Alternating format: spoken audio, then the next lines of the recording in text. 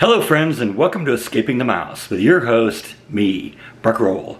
Alright, we're going to do another episode of Bites and Nibbles with Breck today. Today I went way deep into the archives of the family recipes looking for something specific.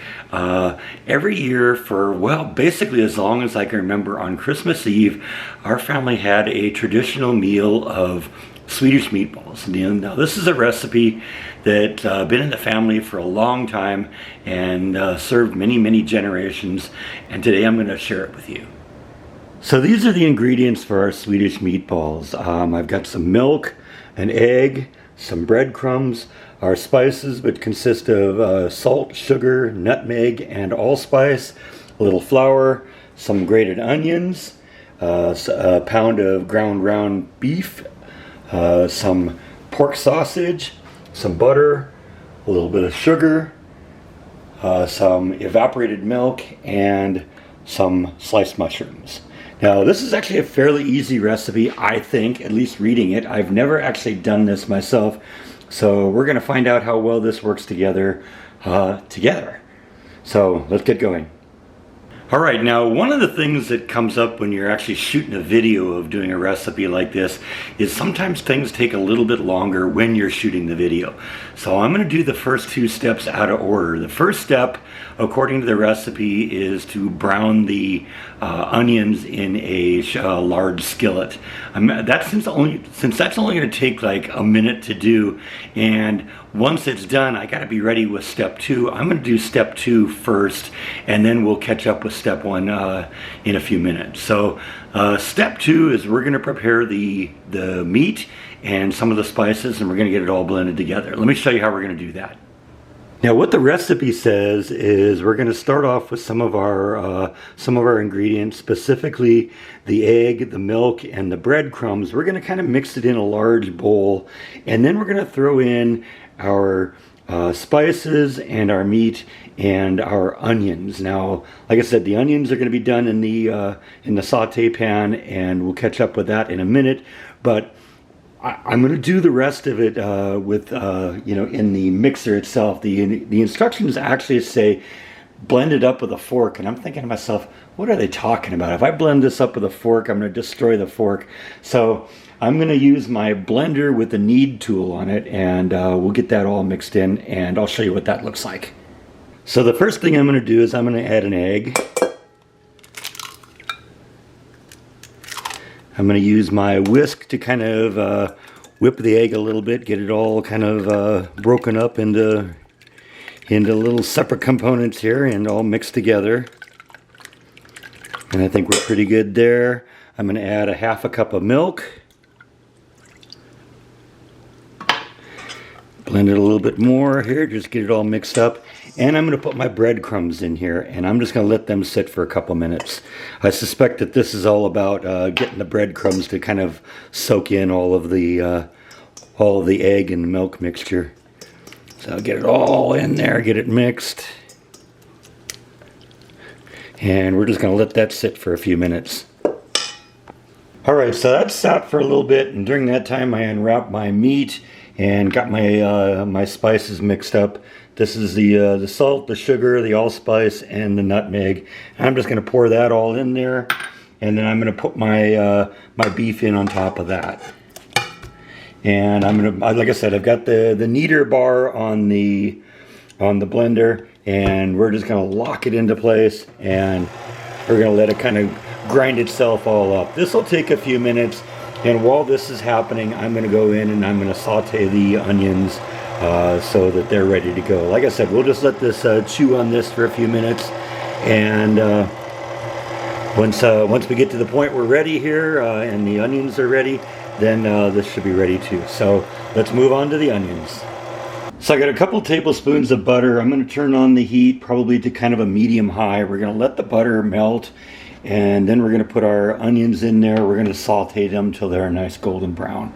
I'll catch up with you in a few minutes when the butter melts. Alright, my butter's melted now pretty well. I'm going to throw in my onions, and we're just going to keep that mixing around until it's nice and sauteed.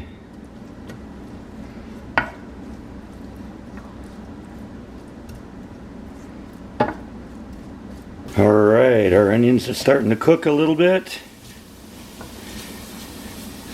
The fumes are making my eyes water, so that's how you know you're doing it right.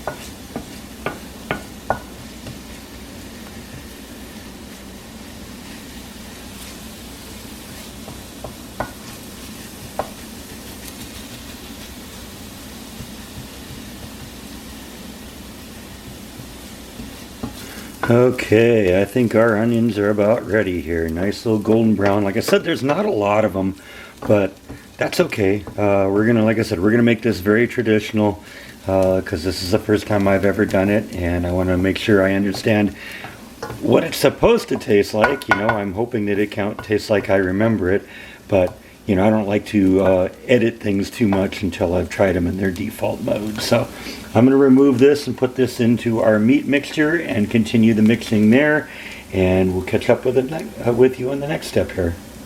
Alright, so I got my onions and my meat mixture all kind of blended together, and we're ready for the next step, which is we're going to actually start cooking our mushrooms, because this is what our mushrooms are going to be made out of right here.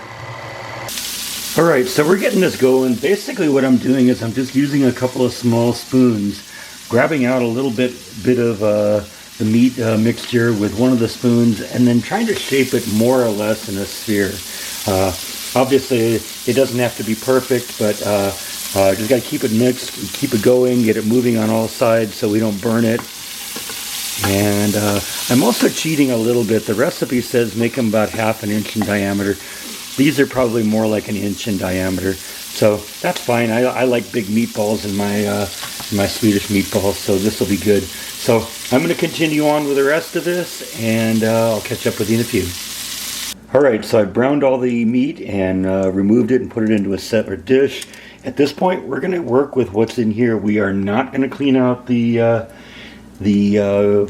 grease or anything left over from the meat. That's going to be part of the flavor. We're going to start by adding in some flour, sugar, salt, and pepper, and we're going to kind of mix that all in. That's going to kind of just turn all this into really, really tasty stuff here. This is going to become the flavor of our Swedish meatballs. And then I'm going to add my evaporated milk and my water. And we're just going to kind of stir this all together now until it thickens up, and it will because of the flour. So I'll catch up with you in a little bit, and we'll see what this looks like. Alright, my sauce is thickened up a little bit. I'm going to pour in my meat now. And my mushrooms, I've drained them already.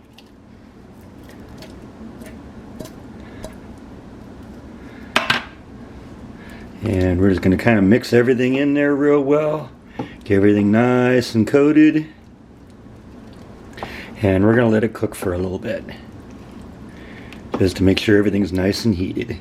I actually got a cover for this this pan, so I'm going to cover it up, and that'll kind of help keep in some of the moisture and some of the flavors. So I'll cover it up, we'll let it cook for a little bit, and I'll catch up with you in a bit. Alright, a little bit of time has gone by. We've been cooking for a while, and it's looking really good. It looks just like what I remember having when I was a kid, so I'm looking forward to trying this. Although today's going to be a little different. We're not going to actually try this today.